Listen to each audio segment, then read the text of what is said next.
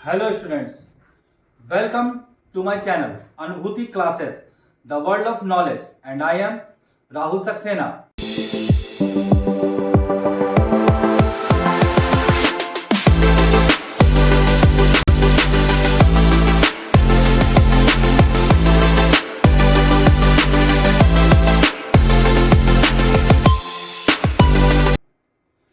Students, मैंने पहले video में आपको फाइनेंशियल डिसीजन तक पढ़ा दिया था और आज मुझे जो है फाइनेंशियल डिसीजन को एक्सप्लेन करना है। तो फाइनेंशियल मैनेजमेंट के इस पार्ट 2 वाले वीडियो में हम फाइनेंशियल डिसीजन को एक्सप्लेन करेंगे। तो आज का हमारा टॉपिक है फाइनेंशियल डिसीजंस। फाइनेंशियल डिसीजंस आपको याद होगा, मैंने कहा था कि financial decision 3 types of financial decisions होते हैं। क्या बताया था मैंने आपको? There are 3 types of financial decision. 3 types of financial decisions. Financial decision 3 तरह के होते हैं। मैंने कहा था उनको अगर आपको आसानी से लर्न करना है तो उनके लिए मैंने आपको तीन इनिशियल्स दिए थे, IFD, यानी कि 3 टाइप्स ऑफ फाइनेंशियल डिसीजन होते हैं। पहला होता है I, दूसरा होता है F और तीसरा होता है D। IFD यानी कि I मींस मैंने बताया था आपको इन्वेस्टमेंट डिसीजन, F मैंने बताया था फाइनेंसिंग डिसीजन और D मींस मैंने बताया था डिविडेंड डिसीजन। इस तरह 3 तरह के ये फाइनेंशियल डिसीजंस होते हैं जो एक फाइनेंशियल मैनेजमेंट को लेने होते हैं। इन 3 तरह के डिसीजन की सक्सेस पर ही बिजनेस की सक्सेस डिपेंड होती है। तो आइए चलिए हम एक्सप्लेन करते हैं इन तीनों तरह के डिसीजन को बारी बारी से। सबसे पहले मैं आपको इन्वेस्टमेंट डिसीजन के बारे में बताता हूं। हमारा आज का टॉपिक है पहला इन्वेस्टमेंट डिसीजन। स्टूडेंट्स, आप सभी जानते हैं बिजनेस में कई तरह की असेट्स होती हैं। फिक्स्ड असेट्स होती हैं और करंट असेट्स होती हैं। और जब बिजनेस इनके ऊपर इन्वेस्ट करता है तो क्या होता है, उसमें इस इन्वेस्टमेंट प्रपोजल में बहुत सारे रिस्क भी इन्वॉल्व होते हैं। अब फाइनेंशियल मैनेजमेंट का ये काम होता है कि वो जो रिस्क का जो इन्वॉल्वमेंट है उस रिस्क इन्वॉल्वमेंट को वो इवेल्युएट करे, उनका मूल्यांकन करे और वो जाने कि फिक्स्ड असेट्स और करंट असेट्स को अगर उसके ऊपर इन्वेस्टमेंट किया जाएगा तो कितना उनको प्रॉफिट होगा आगे जाके इन फ्यूचर और कितना उनको क्या होगा, लॉस होगा। क्योंकि जिस समय इन्वेस्टमेंट किया जाएगा उस समय तो हमको नहीं मालूम पड़ेगा कि आगे इनसे हमको क्या प्रॉफिट या लॉस होगा। तो फाइनेंशियल मैनेजमेंट की जो प्रूडेंसी है वो इस बात के ऊपर डिपेंड करती है कि कितना वो किस तरह का डिसीजन लेते हैं कि क्या किया जाए, कि कितना हम फिक्स्ड असेट्स पे और कितना हम करंट असेट्स पे इन्वेस्टमेंट करेंगे। तो मैं कहूंगा कि इन्वेस्टमेंट डिसीजन जो है वो इस बात के ऊपर डिपेंड करता है कि how much to invest on different types of assets. यहां पे असेट्स क्या है? That is fixed assets and current assets. अब क्योंकि जब ये इन्वेस्टमेंट प्रपोजल होते हैं तो ये इन्वेस्टमेंट प्रपोजल अपने संग क्या इन्वॉल्व करते हैं? ये इन्वेस्टमेंट प्रपोजल अपने संग रिस्क को इन्वॉल्व करते हैं। Investment proposal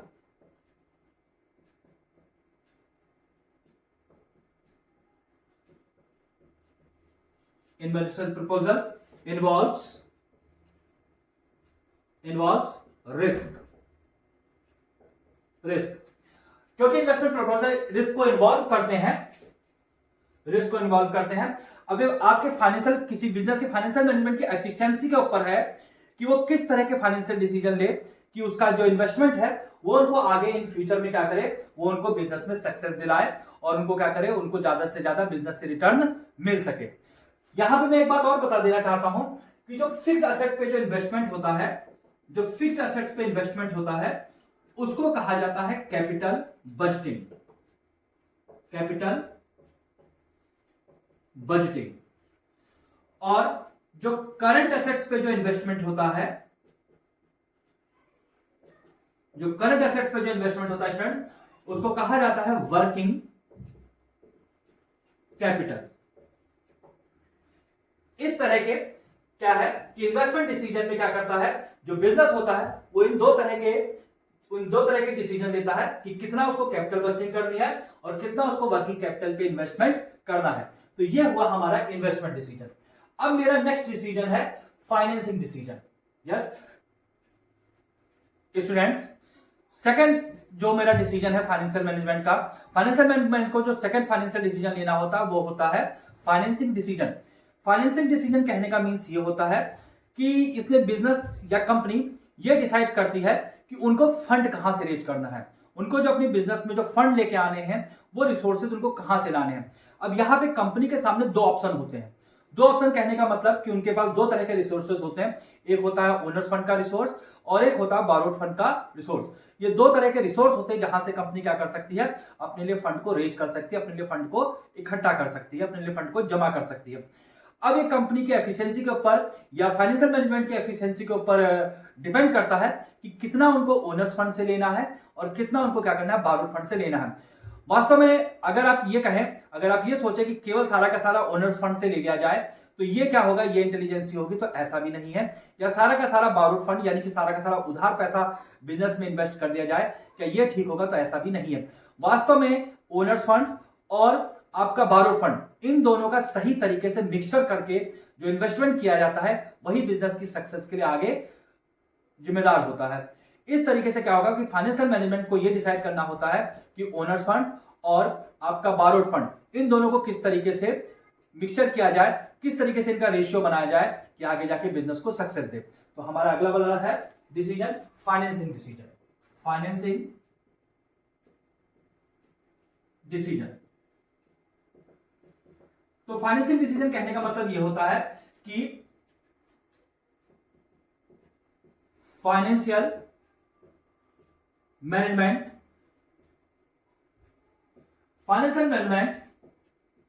has to decide how to raise funds, कि फंड्स कैसे रेज किए जाएंगे, फंड्स कहां से रेज किए जाएंगे। यहां पे फाइनेंशियल मैनेजमेंट के बाद दो ऑप्शन होते हैं फंड को रेज करने के लिए, एक होता है ओनर्स फंड और दूसरा होता है बारोड फंड। बारोड फंड, ये दो तरह के फंड होते हैं जहां पे कंपनी क्या करती है, जहां पे कंपनी अपने फंड्स को रेज कर सकती है। यहां पे ओनर्स फंड में जो है वो क्या होता है, ओनर्स फंड्स में शामिल होता है शेयर कैपिटल और plus retained earnings. Retained earning का मतलब है कि प्रॉफिट का वो पार्ट जो क्या होता है, जिसके ऊपर ओनर्स का राइट होता है। तो यहां पे ओनर्स फंड से दो तरह का हो सकता है, शेयर कैपिटल होती है और रिटेन्ड अर्निंग होती है। और जहां पे बारोड फंड का होता है, बारोड फंड में आपका इंक्लूड होते हैं डिबेंचर्स, लोन्स, एडवांसेस एक्सेट्रा। अब फाइनेंशियल मैनेजमेंट की एफिशिएंसी के ऊपर है कि कितना ओनर्स फंड से लेना है और कितना बारोड फंड से लेना है, क्योंकि कंपनी का क्या है, कंपनी का जो फ्यूचर है वो इसी डिसीजन के ऊपर टिका होता है कि कहां से उसको फंड रेज करना है। इस तरह के रिसोर्सेज उसको उपलब्ध होते हैं, क्योंकि कंपनी के पास कई सारे रिसोर्सेज होते हैं अपने फंड को रेज करने के लिए। अब फाइनेंशियल मैनेजमेंट इस बात को डिसाइड करेगा कहां से कितना फंड उसको लेना है। यह हमारा सेकंड टाइप ऑफ डिसीजन हुआ, फाइनेंसिंग डिसीजन। अब मेरा थर्ड टाइप ऑफ डिसीजन होता है डिविडेंड डिसीजन। होल्डर, जिसको क्या कहता है, जिसको शेयर होल्डर्स के बीच में बांटा जाता है। वास्तव में डिविडेंड का एक पार्ट ऑफ प्रॉफिट है। जब कंपनी प्रॉफिट अर्न करती है तो उस प्रॉफिट को क्या करती है, वो अलग अलग लोगों में डिस्ट्रीब्यूट करती है, जो कि कंपनी को क्या है, जो कि कंपनी को देना होता है। सबसे पहले कंपनी क्या करती है इस डिविडेंड डिसीजन में, सबसे पहले वो रीइन्वेस्टमेंट के लिए थोड़ा सा पैसा रखेगी, क्योंकि आगे बिजनेस को ग्रोथ भी करनी है। ये सबसे पहले रीइन्वेस्टमेंट के लिए, बिजनेस की ग्रोथ के लिए थोड़ा सा पैसा रखा जाता है। इसके बाद क्या है, कंपनी का है जो कंपनी के क्रेडिटर्स होते हैं, यानी कंपनी को जिनको पैसा देना होता है, कंपनी क्या करती है, कंपनी को उनके लोन के ऊपर या कंपनी को उनके एडवांसेस के ऊपर जो भी इंटरेस्ट देना होता है, कंपनी उनके लिए क्या करती है, अलग से पैसा निकाल के रखती है उस प्रॉफिट में से। और उसके बाद जो है कंपनी क्या करती है, कंपनी डिविडेंड देती है प्रेफरेंस शेयर होल्डर्स को। याद रखिएगा, पहले जो डिविडेंड है वो किसको दिया जाता है, वो प्रेफरेंस शेयर होल्डर्स को दिया जाता है at a fixed rate. Fix rate से प्रेफरेंस शेयर होल्डर्स को दिया जाता है। और आखिरी में प्रॉफिट का जितना भी हिस्सा बचता है या जो भी पार्ट बचता है वो किसको मिलता है, वो कंपनी के रियल ओनर्स को मिलता है, जो कि होते हैं इक्विटी शेयर होल्डर्स। यानी कि आखिरी में, सबसे आखिरी में डिविडेंड दिया जाता है इक्विटी शेयर होल्डर्स को। तो चलिए आइए देखते हैं डिविडेंड डिसीजन।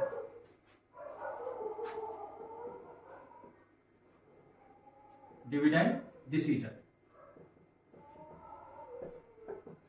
अब इसमें क्या होता है, तो in this decision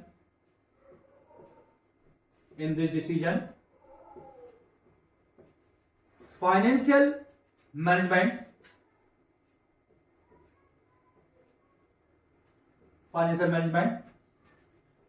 decides how much money should be reinvested।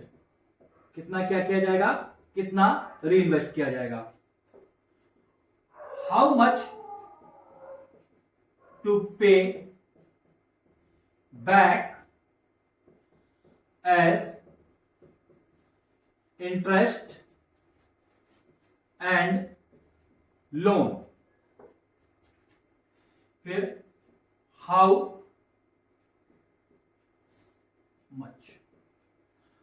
Much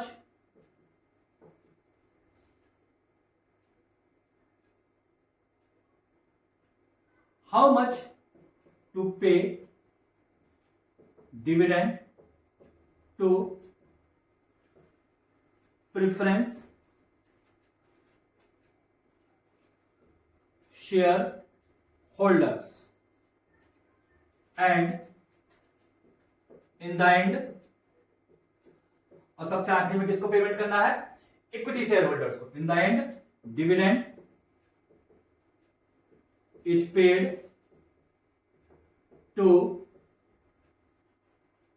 equity share holders। और आखिरी में डिविडेंड किसको पेमेंट किया जाता है, डिविडेंड आखिरी में इक्विटी शेयर होल्डर्स को पेमेंट किया जाता है।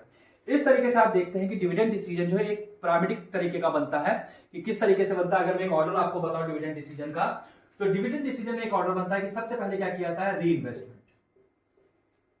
रीइन्वेस्टमेंट के लिए पैसा रखा जाता है, प्रॉफिट का पार्ट रखा जाता है। उसके बाद पेमेंट किया जाता है कंपनी के क्रेडिटर्स को। क्रेडिटर्स के कहने का मतलब यह होता है कि इंटरेस्ट प्लस लोन्स का रीपेमेंट होता है। उसके बाद पेमेंट होता है डिविडेंड का। डिविडेंड का पेमेंट होता है किसको होता है, पहले प्रेफरेंस शेयर होल्डर्स को, प्रेफरेंस शेयर होल्डर्स को, ये थर्ड स्टेप होता है। और आखिरी में जो है वो डिविडेंड पेमेंट होता है किसको, कंपनी के रियल ओनर्स को, जो कौन होते हैं, जो होते हैं इक्विटी शेयर होल्डर्स। इस तरीके से ये स्टेप होते हैं डिविडेंड डिसीजन को पेमेंट करने के, डिविडेंड डिसीजन लेने के। इस तरीके से स्टेप्स होते हैं डिविडेंड डिसीजंस को लेने के लिए। आप यहां पे देख सकते हैं, इस बोर्ड को देख सकते हैं किस तरीके से डिविडेंड डिसीजन लिए जाते हैं। स्टूडेंट्स, आई होप कि मैंने आपको फाइनेंशियल डिसीजन समझाया है और आपको ये तीनों तरह के फाइनेंशियल डिसीजन कायदे से समझ में आए होंगे। अब आप जरा इन डिसीजन को समझिएगा, इससे ये आपके लॉन्ग क्वेश्चन के लिए इंपॉर्टेंट है। बाकी मैं वीडियो के आखिरी में आपको इसके नोट्स भी, हैंड रिटन नोट्स भी आपको लगा दूंगा। अब जो मेरा अगला टॉपिक है वो हम लोग पढ़ेंगे फाइनेंशियल प्लानिंग।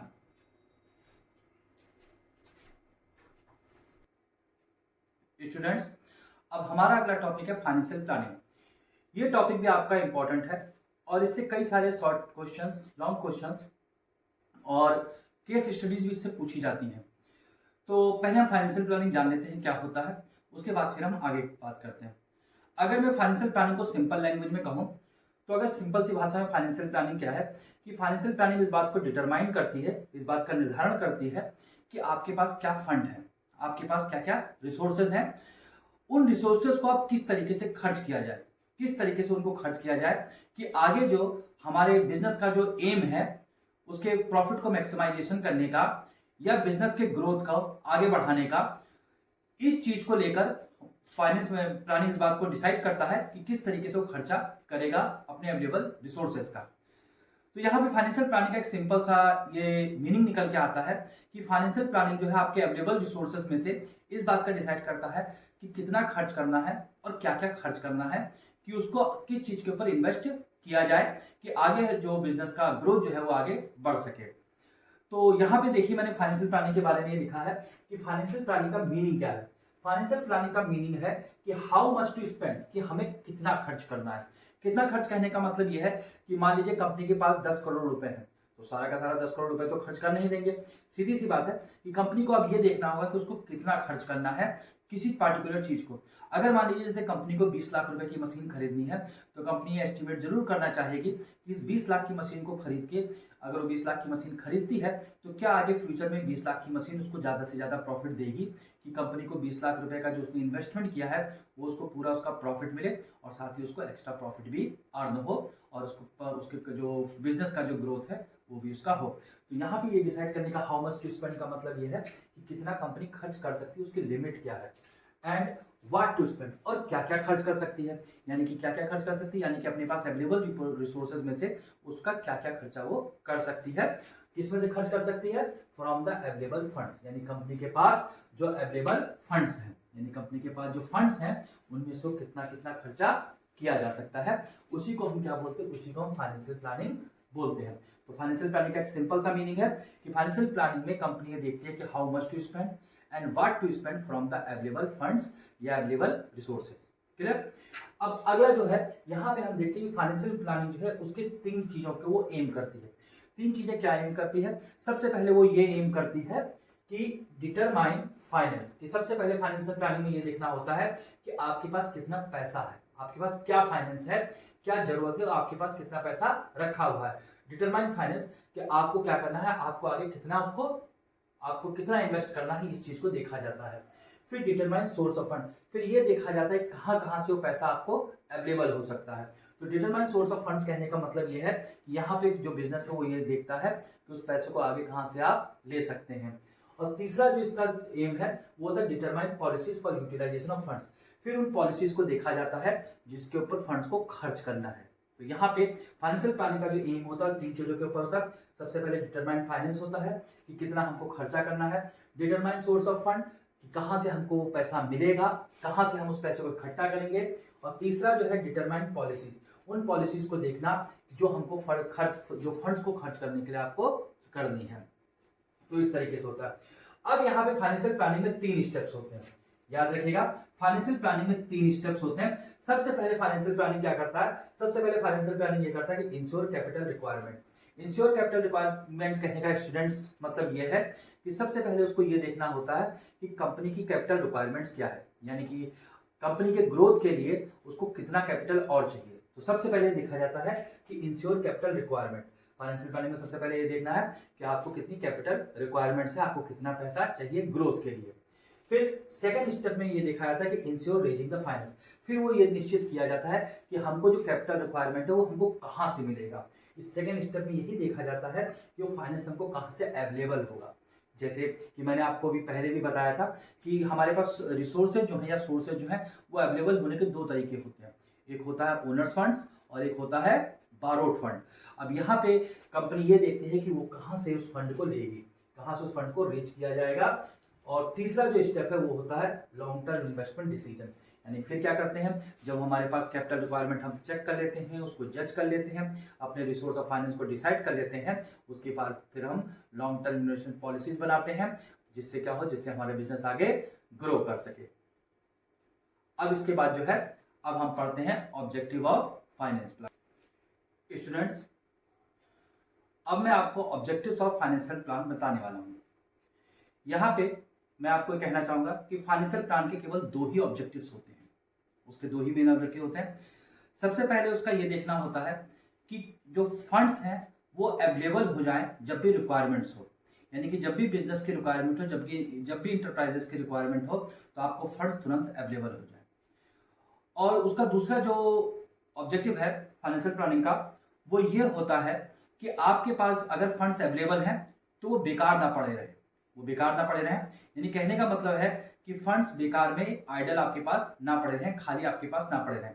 अगर आपके पास एक्सेस फंड है या आपके पास एक्सेस रुपया है, एक्सेस मनी है, तो बिजनेस को उसे क्या कर देना चाहिए, उसे प्रॉपर वे में उसको ठीक प्रकार से क्या कर देना चाहिए, उसको इन्वेस्ट कर देना चाहिए।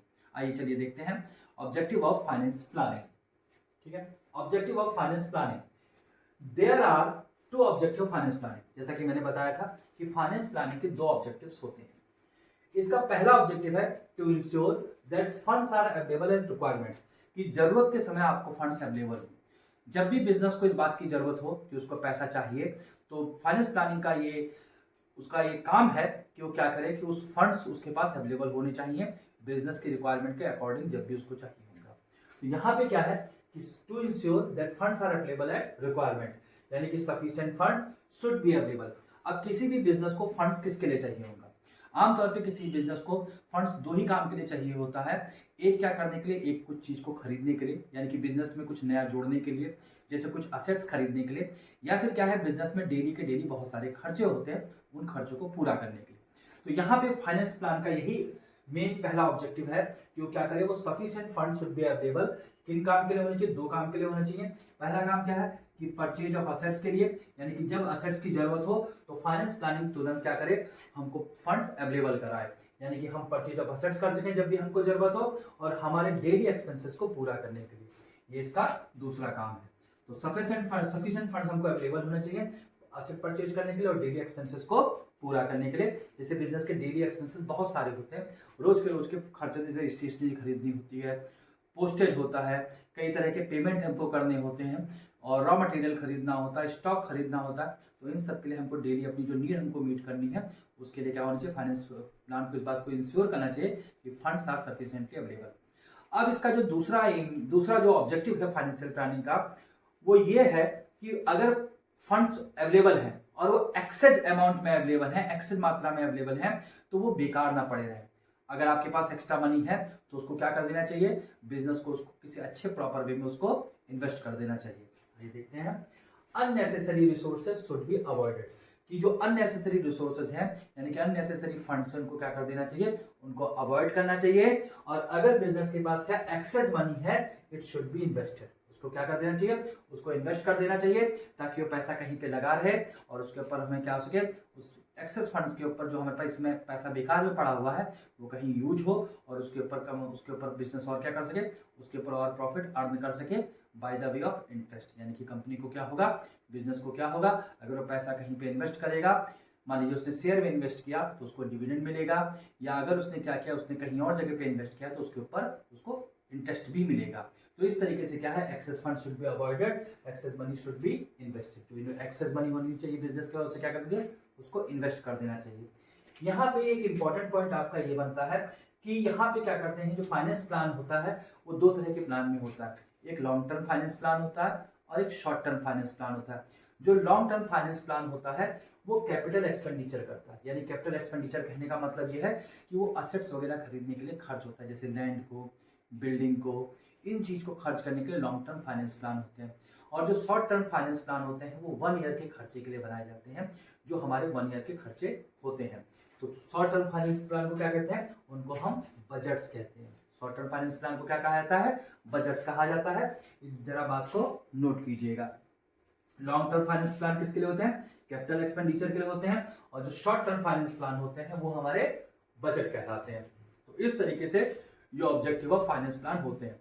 अब हम देखते हैं कि फाइनेंस प्लान का इंपॉर्टेंस क्या है, एबल बनाए। तो यहाँ पे हम फाइनेंशियल प्लानिंग के कुछ इंपॉर्टेंस देखते हैं, जरा इनको ध्यान से समझिएगा। फाइनेंशियल प्लानिंग के इंपॉर्टेंस क्या होते हैं, there are following importance. Financial planning के निम्न तरह के इंपॉर्टेंस होते हैं। पहला है prepare the firm for future, यानी कि यहाँ पे मेरा जो पहला ऑब्जेक्टिव है कि फाइनेंशियल प्लानिंग क्या करती है, फर्म को प्रिपेयर करती है किसके लिए, उसकी फ्यूचर का सामना करने के लिए, यानी कि टू फेस द फ्यूचर। बनाया तो प्रेजेंट में जाता है, लेकिन फाइनेंशियल प्लानिंग जो है फर्म को इस योग्य बनाती है, इस एबल बनाती है कि फर्म क्या कर सके, आने वाले फ्यूचर को जो कि अनदेखा होता है उसको फेस कर सके। तो पहला इंपॉर्टेंस का क्या होता है कि प्रिपेयर करती है फर्म को फॉर फ्यूचर, यानी कि आने वाले भविष्य के लिए। दूसरा इसका इंपॉर्टेंट है help in facing shocks and surprises. अब फ्यूचर तो किसी ने नहीं देखा होता है, वहां पे क्या होना है, क्या अच्छा होना है या क्या बुरा होना है। अब किसी भी तरह की कोई भी दुर्घटना अगर बिजनेस के संग होती है तो फाइनेंशियल प्लानिंग क्या करता है कि बिजनेस की हेल्प करता है कि उस तरह के शॉक्स को, सरप्राइज को क्या कर सके, बियर कर सके। यहाँ पे जो तीसरा इसका इंपॉर्टेंस है फाइनेंशियल प्लानिंग का वो ये है कि कोऑर्डिनेट। कोऑर्डिनेट कहने का मतलब ये है कि अलग अलग तरह के फंक्शंस बिजनेस में होते हैं, उन सब फंक्शंस को एक साथ मिला के चलने का काम जो है फाइनेंशियल प्लानिंग करती है। तो फाइनेंशियल प्लानिंग का क्या काम है कि कोऑर्डिनेट करती है वेरियस फंक्शन। जैसे वेरियस फंक्शन कैसे होते हैं, जैसे सेल्स फंक्शन होता है, प्रोडक्शन फंक्शन होता है, ये सब अलग अलग डिपार्टमेंट में फर्म में बिजनेस में होते हैं। तो इन अलग अलग सभी डिपार्टमेंट को क्या होता है, कोऑर्डिनेट करके लेके चलना फाइनेंशियल प्लानिंग का मेन इंपॉर्टेंस होता है। अब यहाँ पे क्या है, इसका चौथा जो इंपॉर्टेंस है वो है प्रॉपर यूटिलाइजेशन ऑफ फाइनेंस। या अभी आपने इसका ऑब्जेक्टिव में भी पढ़ा था कि किसी भी तरीके से जो फंड्स हैं, जो रिसोर्सेज हैं, वो बेकार नहीं पड़े रहने चाहिए। तो फंड जो है वो क्या हो सके, वो उनका प्रॉपर यूटिलाइजेशन हो सके। आपने जो भी कंपनी में, जो भी फर्म में इन्वेस्ट किया गया है, उसका कुछ भी वेस्ट ना हो और हर तरह के रिसोर्सेज का प्रॉपर यूटिलाइजेशन हो सके, फुल्ली 100% यूटिलाइजेशन हो सके। तो ये इसका एक इंपॉर्टेंस है कि ये इस बात को इंश्योर करता है कि प्रॉपर यूटिलाइजेशन ऑफ फाइनेंस की क्या करे, किसी भी तरह के वेस्ट को रिड्यूस किया जाता है और फुल्ली यूटिलाइजेशन को योग्य बनाता है। अब यहाँ पे पांचवा है कि लिंक करता है प्रेजेंट को विद फ्यूचर के साथ। यानी कि फाइनेंशियल प्लानिंग जो है बनाई तो प्रेजेंट में जाती है, लेकिन होती किसके लिए है, वो फ्यूचर के लिए होती है। इस तरह फाइनेंशियल प्लानिंग क्या करती है, वो प्रेजेंट को फ्यूचर के संग जोड़ती है। इसका छठा और आखिरी इंपॉर्टेंस है इवैल्यूएशन ऑफ एक्चुअल परफॉर्मेंस। यानी कि क्या है, यानी कि फाइनेंशियल प्लानिंग ये देखता है कि क्या काम किया गया है, उसका पूरा का पूरा क्या करता है, स्टैंडर्ड के संग उसका मिलान करता है और पूरे के पूरे जो एक्चुअल परफॉर्मेंस फर्म में किया गया है, जो एक्चुअल परफॉर्मेंस काम कंपनी में किया गया है, बिजनेस में किया गया है, उसको इवेल्युएट करता है, यानी कि उसका मूल्यांकन करता है। इस तरीके से फाइनेंशियल प्लानिंग जो है इस तरह के इंपॉर्टेंस उसके बिजनेस में होते हैं। आप इनको देख सकते हैं, इनका स्क्रीनशॉट ले सकते हैं। बाकी मैं वीडियो के आखिरी में इनकी नोट्स लगा दूंगा, आप वहां से भी इसकी स्क्रीनशॉट ले सकते हैं। अब आज के लिए इतना ही स्टूडेंट्स, अब आगे का टॉपिक मैं आपको अगले वीडियो में